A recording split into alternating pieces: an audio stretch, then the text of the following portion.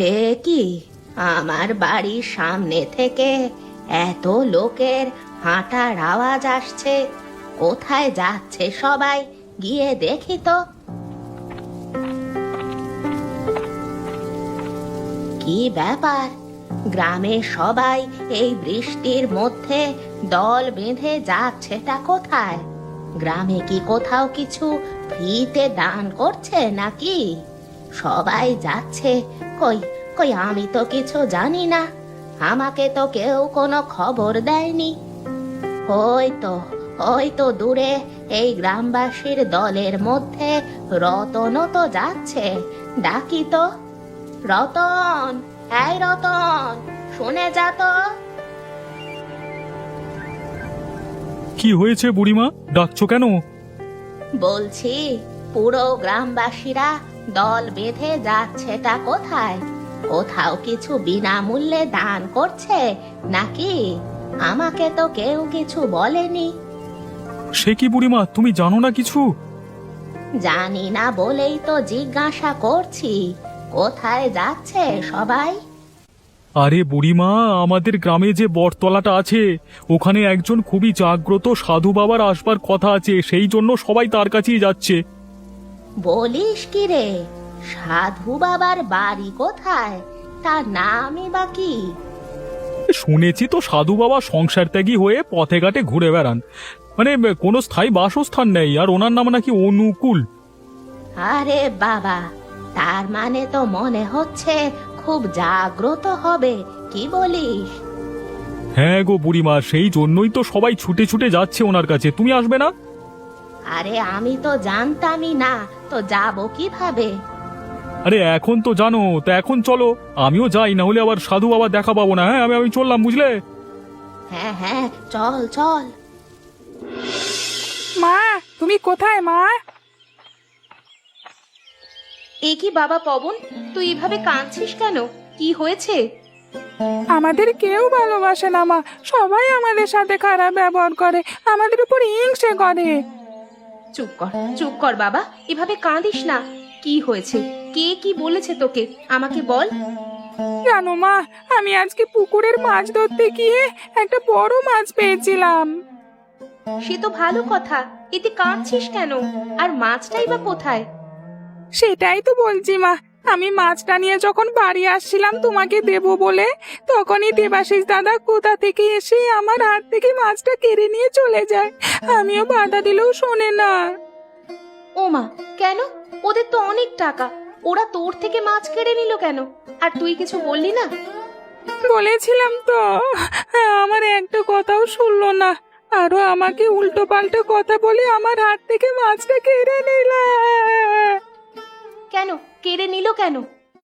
আমাদের গ্রামে নাকি অনুকূল নামক কোনো এক সাধু বাবা এসেছেন ওই বটতলায়। দেবাশিস দাদা নাকি আমার ওই মাছটা ওনাকে ভেট দেবে, সেই জন্যই আমার কাছ থেকে মাছটা কেড়ে নিয়ে চলে গেছে। ভেটে যখন দেবে তখন কিনে কেন দিল না? কিনে দিতে পারতো। বলল তখন নাকি কেনবার সময় নেই, তাই তাই আমাকে হাতের সামনে পেয়ে অত বড় একটা মাছ দেখে ওটাই আমার থেকে কেড়ে নিয়ে চলে গেল। আমি কতদিন পর ভাবলাম আজকে একটু ভালো করে ভাজা মাছ আর ভাত খাবো, সেটাও কপালে জুটলো না মা।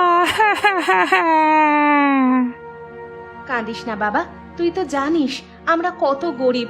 ওই জন্যই কেউ আমাদের মানুষ বলে মনে করে না। যে যখন যেভাবে পারে আমাদের অপমান করে অত্যাচার করে চলে যায়। আমাদের কি একটু ভালো থাকবার অধিকার নেই মা? এই গ্রামের মানুষ আমাদের কেন ভালো থাকতে দেবে না বাবা? আমরা এইসব থেকে বেশি গরিব, সেই জন্যই তো সবাই আমাদের ওপরই জোর খাটায়।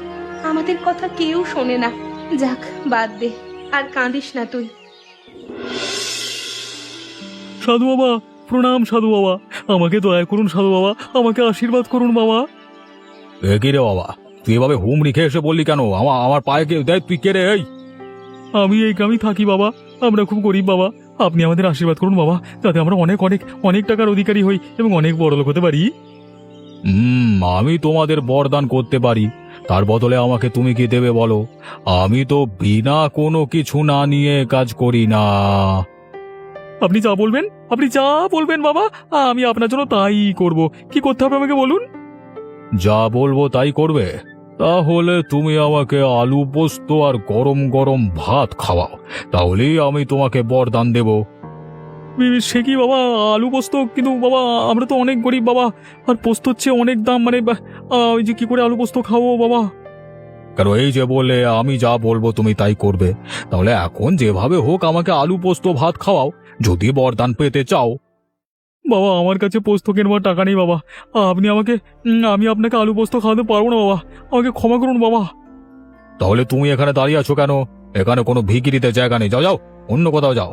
আমি কোনো ভিখিরিদের হয়ে কাজ করি না। এ কি সাধু বাবার এই কথা বলার ধরন! আমি তো জানতাম এই সব যোগী সাধু বাবারা খুব দয়ালু হয়, কিন্তু রতনের সাথে উনি এত বাজে ব্যবহার করতে পারলেন? ছি, দেখে বোঝা যাচ্ছে এই সাধু বাবার মনে অনেক হিংসা। ইনি কি করবেন লোকেদের জন্য ভালো? ফালতু লোক। গিন্নি তুমি কোথায়? আমি চলে এসেছি, এক গ্লাস জল নিয়ে আসো তো গিন্নি। ও, তুমি চলে এসেছো? আমি তোমার জন্যই অপেক্ষা করছিলাম। কি কি হলো ওখানে বলো। কিছুই ভালো হয়নি গো গিন্নি, আমরা গরিব গরিবই থেকে গেলাম। মানে তুমি কি বলতে চাইছো? আমি তোমাকে যা যা বলে দিয়েছিলাম তুমি বলনি সাধু বাবাকে? হ্যাঁ গো কমলা, তুমি যা যা বলে দিয়েছিলে আমি সব বলেছি সাধু বাবাকে, কিন্তু আবার কিন্তু কিসের? কি হয়েছে পরিষ্কার করে বলো। আসলে আমি যখন সাধু বাবাকে সব খুলে বললাম, তখন উনি আমাকে বললেন উনি বিনা পারিশ্রমিকে কোনো কাজ করে দেন না। তা তুমি সেটা শুনে কি বললে ওনাকে? আমি তো বলেছিলাম যে আপনি কি চান বলুন, আপনি যা বলবেন আমি তাই করব। তারপর? তারপর উনি আমার কাছে আলু পোস্ত আর গরম গরম ভাত খেতে চাইলেন, কিন্তু তুমি বলো কমলা, আমরা যে নিঃস্ব গরিব, আমাদের পোস্ত কেনবার টাকা কোথায় পাবো আমরা, যে সাধু বাবাকে খাওয়াবো? বাহ, অসাধারণ! তুমি ওনাকে আলু পোস্ত আর গরম গরম ভাত খাওয়াতে পারবে না, সেটা ওনাকে মুখের উপর বলে দিলে? তাছাড়া আর কি করতাম বলো কমলা, আমরা তো ওনাকে সত্যি অত দামি খাবার খাওয়াতে পারবো না। তা তুমি কি বা পারো? তোমাকে বিয়ে করে আমার জীবনটা একেবারে শেষ হয়ে গেল, যত সব। তুমি এভাবে বলছো কেন কমলা? আমি তো চেষ্টা করেছি বলো। আর চেষ্টা? তোমার চেষ্টা আমার দেখা আছে। 2 টাকা বেশি ইনকাম করার মুরদ নেই, তার আবার মুখে বড় বড় কথা। যাও তো যাও, তুমি দূর হয়ে যাও আমার চোখের সামনে থেকে। আর শোনো, তুমি যদি সাধু বাবাকে বলে বড় লোক না হতে পারো, তাহলে তোমাকে দূর করে দেবো এই বাড়ি থেকে, মনে থাকে যেন। সাধু বাবা প্রণাম, সাধু বাবা। হ্যাঁ, আরে কি তুমি আবার কে? আমি এখন একটু বিশ্রাম নেব, তুমি যাও তো এখান থেকে। এই সাধু বাবা, আপনি রেগে যাচ্ছেন কেন? রেগে যাবো না তো কি করবো? সারাদিন কি তোমাদের কথা শুনবো? এই তো একবার লোক সবে মাত্র গেল, তুমি তখন কোথায় ছিলে? এখন আবার এসেছো আলাদা করে, কি ব্যাপার কি? আসলে বাবা, আমি আপনার জন্য আলাদা করে একটা জিনিস এনেছি, যেটা দেখলে আপনি খুশি হয়ে যাবেন, সেই জন্যই তো লুকিয়ে লুকিয়ে পরে এলাম, নইলে এর লোভ দিয়ে দিত কতজন লোক, আমরা পেট খারাপ করতো আপনার। তাই নাকি? তো কি এনেছো সেটা আগে দাও, এত কথা বাড়িয়ে লাভ নেই। হ্যাঁ হ্যাঁ, এই নিন বাবা। আরে বাহ, এ তো অনেক বড় মাছ, আমি অনেক খুশি হয়েছি, তাই তোমাকে আশীর্বাদ করছি। আসলে বাবা, আপনার একটা কথা বলি শুনুন, এই গ্রামে আপনার সেবা করতে পারবার মতো লোক আমি ছাড়া একটাও নেই। সব ভিখিরি, তাই আপনি একটু বুঝে শুনে বরদান করবেন, ঠিক আছে? ঠিক বলেছ, গ্রাম থেকে সব কটাই ভিখিরি শুধু এখানে এসেছে এটা চাই ওটা চাই বলতে। ও সব বাদ দেন, আপনি আমার কথা শুনুন। আপনি যখন যা চাইবেন আমি আপনাকে সেটাই এনে দেব। শুধু আপনি আমাকে যত ভালো ভালো বরদান হয় দেবেন, দরকার পড়লে অন্যের ভাগের গুলো আমাকে দেবেন, ঠিক আছে? সে আর বলতে, তুমি যেমন আমার সেবা করবে আমিও সেই বুঝে তোমাকে বরদান দেব। সেই আপনি চিন্তা করবেন না, আমি আপনার সেবায় সব সময় প্রস্তুত থাকবো। আপনার যখন যেটা হবে আপনি আমাকে বলবেন, আমি এক কথায় হাজির হয়ে যাব। আপনি শুধু আমার দিকটা দেখবেন, মানে বুঝতে পারছেন? এই ঠিক আছে ঠিক আছে, এখন তুমি যাও, একটু বিশ্রাম নেব আমি, অনেক কথা হয়েছে, এখন আমি ক্লান্ত। কত বেলা হয়ে গেল, সেই কোন সকালে বেরিয়েছে, তাড়াতাড়ি পা চালাই, বাড়ি পৌঁছে কত কাজ পড়ে আছে। এ কি, আর গলা এটা? মনে হচ্ছে পবনে। ও নদীর পাড়ে বসে একা একা কার সাথে কথা বলছে? কেউ নেই তো আশেপাশে, দেখি তো গিয়ে। সবাই বেকার বেকার ভণ্ড সাধু বাবার কাছে যাচ্ছে। তিনি একদম ভালো মানুষ না। কেউ কি করে এতটা লোভী হতে পারে? শুধু এটা চাই ওটা চাই, আর না দিতে পারলেই কাজ করবে না, ফালতু কোথাকার। কিরে পবন, তুই একা একা নদীর পাড়ে বসে কি করছিস? একা একা কার সাথে কথা বলছিস? হে বুড়িমা, তুমি আসলে আমি আসলে ওই গ্রামে আসা নতুন সাধু বাবার কথা বলছিলাম। উনি একদম ভালো মানুষ নয়, উনি একজন ভণ্ড সাধু। সে কি রে পবন, কি বলছিস? কি তুই কি সত্যি বলছিস? তা পবন, তুই যে ওনার ব্যাপারে এমন কথা বলছিস, তুই কি কিছু দেখেছিস বা শুনেছিস? হ্যাঁ বুড়িমা, দেখেছি বলেই তো বলছি। কি দেখেছিস আমাকেও বল। আমি আগের দিন পুকুর থেকে একটা বড় মাছ পেয়েছিলাম। ভেবেছিলাম বহুদিন পর পেট পুড়ে একটু মাছ ভাজা আর ভাত খাবো, কিন্তু তার কি আর উপায় আছে? দেবাশিসদা ওনাকে তুষ্ট করবার জন্য আমার থেকে মাছটা কেড়ে নিয়ে চলে গেল। সে কি, দেবাশিস তোর মাছটা নিয়ে গেল? হ্যাঁ গো বুড়িমা, তবে আর বলছি কি? কিন্তু দেবাশিস কাজটা একদম ভালো করেনি। ওর তর থেকে মাছ কেড়ে নিয়ে যাওয়াটা একদম উচিত হয়নি। তুমিই বলো, এই সাধু বাবা তার মানে কতটা লোভী। তাছাড়া আমি এও শুনেছি উনি নাকি বিনা পারিশ্রমিকে আশীর্বাদ দেন না। তুমি বলো বুড়িমা, কোনো সাধু পুরুষ কি এতটা লোভী হতে পারে? তুই ঠিকই বলেছিস পবন, আমারও সন্দেহ হচ্ছিল এই সাধু বাবার ওপর। তোর কথায় আমি আরো একটু আশ্বস্ত হলাম।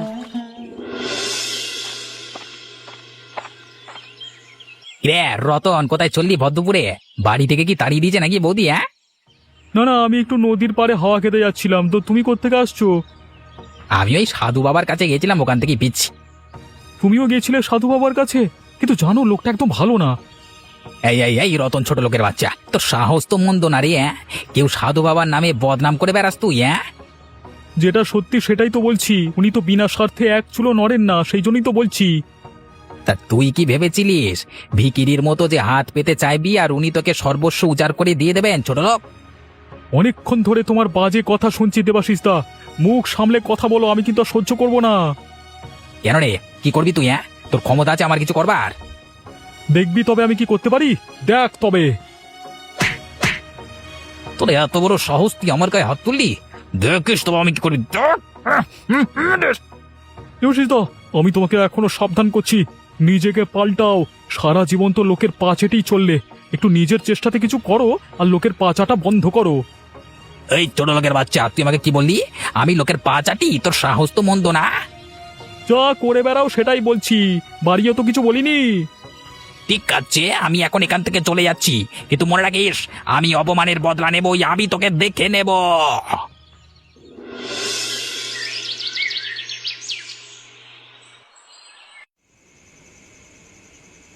প্রণাম সাধু বাবা। একে দেবাশিস, কি হয়েছে তোর? তোর মুখ দেখে তো মনে হচ্ছে মন খারাপ। কেউ কিছু বলেছে নাকি? আসলে বাবা, এই গ্রামে অনেকেই আপনার নামে বদনাম রটাতে যাইছে, আর আপনি তো জানেন আমি আপনার ব্যাপারে একটাও বাজে কথা শুনতে পারি না। সে তো আমি জানি, ওই জন্যই তো তোকে এত ভালোবাসি। আপনার ব্যাপারে কেউ কিছু বললে আমার খুব খারাপ লাগে বাবা। আর তাছাড়া আমি আপনার সাথে থাকি বলেও আমাকে কত অপমান করলো, আমি নাকি আপনার পা চাটি, এইগুলো শোনার পর থেকে আমার খুব খারাপ লাগছে বাবা। ওসব ছোট লোকেদের কথায় মন খারাপ করে থাকিস না, তুই বরং আমার কথা শুনে চল। আমি সময় হলে তোকে অনেক গোপন খাজানা সন্ধান দেব। আপনি সত্যি বলছেন বাবা? আপনি আমাকে খাজানা সন্ধান দেবেন? কেন, তোর কি মনে হচ্ছে আমি তোকে মিথ্যে বলছি? না না বাবা, আমি সেটা বলতে চাইনি। আপনি রাগ করবেন না দয়া করে। এসব বাদ দে, আমার বেশ কিছুদিন ধরে আলু পোস্ত খেতে ইচ্ছে করছে। আপনি আগে বলবেন তো আমাকে, আমি তাহলে আগেই ব্যবস্থা করে দিতাম। আপনাকে বলেছি আপনার যখন যেটা খেতে ইচ্ছে হবে আপনি আমাকে বলবেন, আমি সব কিছু ব্যবস্থা করে দেব আপনাকে। বলছিলাম, সাথে যদি একটা মাছ ভাজা হতো তাহলে ব্যাপারটা জমে যেত আর কি। আচ্ছা ঠিক আছে, আপনি চিন্তা করবেন না, আমি এখনই আপনার খাবারের ব্যবস্থা করছি।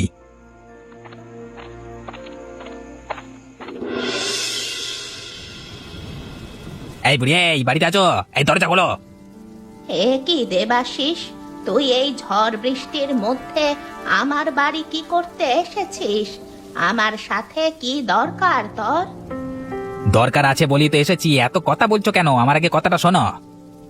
বল বল, কি বলবি, তাড়াতাড়ি বল। তোমাকে আমার একটা কাজ করে দিতে হবে। কি কাজ? তোমাকে আলু পোস্ত রেঁধে দিতে হবে আমার অনুকূল বাবার জন্য। কি, তোর কি মাথা খারাপ হয়ে গেছে নাকি? আমি কেন রাঁধতে যাব তোর ওই বাবার জন্য আলু পোস্ত?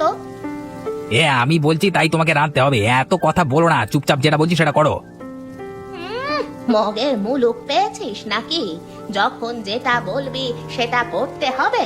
আর তোর কোন বাপের ট্যাক্সাল রাখা আছে আমার বাড়িতে যে আমি তা থেকে বের করে করে রান্না করব? এই বেশি বড় বড় লেকচার দিও না তো। যেটা বলছি সেটা চুপচাপ করো, নইলে কিন্তু তোমার অবস্থা আমি খারাপ করে দেবো বলে দিলাম। কি করবি তুই শুনি? আমার কথা মতো না চললে আমি তোমাকে বাড়ি থেকে দূর করে দেব। কেউ আমাকে আটকাতে পারবে না। বললেই হলো আমার বাড়ি থেকে আমাকে তাড়িয়ে দিবি? এটা হয় নাকি?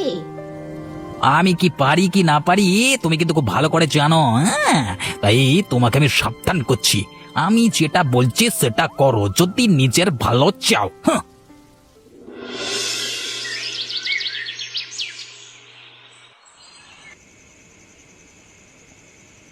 রতন, রতন, দরজা খোল। ও বুড়িমা, আরে এসো এসো, ভেতরে এসো। কি হয়েছে বুড়িমা? তোমার মুখটা এরকম লাগছে কেন? তুমি কি কারোর কথায় কষ্ট পেয়েছো বা তোমার মন খারাপ? হ্যাঁ গো বুড়িমা, কমলা ঠিক বলেছে। কি হয়েছে আমাদের খুলে বলো। আজ আমার বাড়িতে দেবাশিস এসেছিল। আমাকে অনেক অপমান করেছে আর হুমকি দিয়ে গেছে। দেবাশিস তোমাকে হুমকি দিয়ে গেছে? কিন্তু কেন? ও আমাকে বলেছিল ওই সাধু বাবার জন্য আলু পোস্ত রেঁধে দিতে। কিন্তু তুই বল, আমার কাছে কি অত টাকা আছে? তাই আমি যখন দেবাশিসকে বললাম যে আমি পারবো না, তখন ও আমাকে অনেক অপমান করলো আর বাড়ি থেকে তাড়িয়ে দেবে বলল। তাড়িয়ে দেবে বললেই হলো নাকি? এত সহজ নাকি? আমরা তোমার পাশে আছি, ও তোমার কিচ্ছু করতে পারবে না বুড়িমা। আমি জানি তোরাই আমার ভরসা, সেই জন্যই তো তোদের কাছে ছুটে এলাম। আমাদের একসাথে কিছু একটা পরিকল্পনা করতেই হবে, যাতে এক ঢিলে দুই পাখি মরে। মানে তুই কি বলতে চাইছো কমলা? পরিষ্কার করে বলো, আমি কিছু বুঝতে পারছি না। আমাদেরকে ওই আলু পোস্তর মধ্যে দিয়েই সাধু বাবা দেবাশিসকে জব্দ করতে হবে। আমরা কি পারবো ওদের জব্দ করতে? আমাদেরকে পারতেই হবে। আর শোনো, আমি এতদিন তোমার সাথে অনেক খারাপ ব্যবহার করেছি, তোমাকে অনেক অপমান করেছি। সে সব কিছুর জন্য আমাকে ক্ষমা করে দিও। আমি আমার ভুল বুঝতে পেরেছি। ওসব কথা আমি মনে রাখিনি। তুমি যে তোমার ভুল বুঝতে পেরেছো বলে পাশে থাকতে চেয়েছো, এতেই আমি খুশি।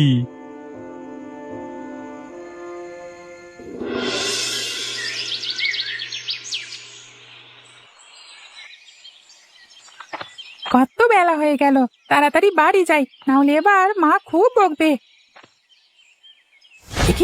একি আমি কি দেখছি? ওই সাধু বাবা তো অনেক বড় বড় দাড়ি উঠেছে, কিন্তু সেগুলো এখন আর পাশে খুলে রাখা, তার মানে অনেক ছদ্মবেশী। আমি তার মানে যা ভেবেছিলাম সেটাই ঠিক, উনি আসলে ভণ্ড। আমাকে এখনই সবাইকে জানাতে হবে।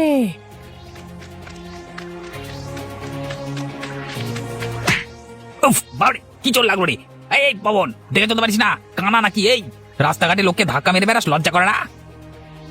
আসলে দেবাশিস কাকা, আমি একটা মারাত্মক জিনিস দেখে ছুটে আসলাম সবাইকে জানানোর জন্য। কি দেখে ছুটি আসছিলিস বল আমাকে। আসলে আসলে কাকা, ওই বন্ড সাধু সাধু ছদ্মবেশ ধরে ওখানে বসে বসে তোমাদেরকে সবাই বোকা বানাচ্ছে। কি বলছিস কি পবন? তোর মাথা খারাপ হয়ে গেছে? তুই কার ব্যাপারে কথা বলছিস জানিস? আমি নিজের চোখে দেখে এসেছি দেবাশিস কাকা, তুমি আমাকে বিশ্বাস করো, আমি সত্যি কথা বলছি। চুপ কর ছোট লোক। খেয়ে দে কোনো কাজ নাই, সারাদিন এর ওর ব্যাপারে বদনাম করে বেড়াস। বাড়িয়া। দেবাশিস কাকা, তুমি আমার কথা একটিবার বিশ্বাস করো, আমি নিজের চোখে দেখে এসেছি। উনি ওনার দাড়ি খুলে বসে আছে। আমি তোর মতো ছোট লোকের একটা কথাও বিশ্বাস করি না। ওই আর যদি শুনি তুই কারোর কাছে এই সাধুর ব্যাপারে কোনো কথা বলেছিস না আর কোনো মিথ্যে বদনাম রটিয়ে বেরিয়েছিস, তাহলে তোর একদিন কি আমার একদিন। বেরো বেরো বেরো বেরো। আকাশের অবস্থা দেখেছো? কালো পাহাড় হয়ে গেছে। এই তাড়াতাড়ি চলো, মনে হচ্ছে প্রবল বৃষ্টি নামবে। হ্যাঁ গো, নদীর দিকে তাকিয়ে দেখেছো? নদীর অবস্থাটা খুবই ভয়াবহ।